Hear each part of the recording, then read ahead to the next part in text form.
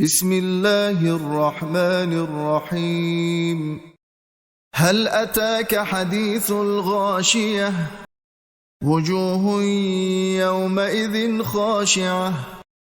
عاملة ناصبة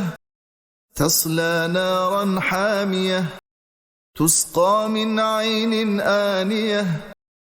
ليس لهم طعام إلا من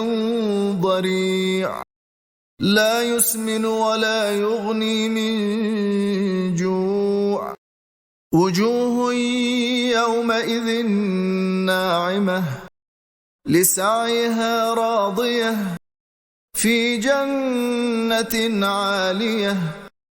لا تسمع فيها لاغية فيها عين جارية فيها سرر مرفوعة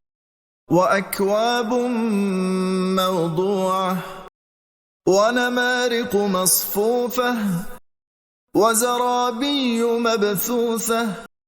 أفلا ينظرون إلى الإبل كيف خلقت وإلى السماء كيف رفعت وإلى الجبال كيف نصبت وإلى الأرض كيف سطحت فذكر إنما أنت مذكر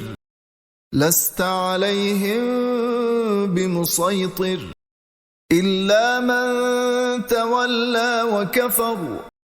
فيعذبه الله العذاب الأكبر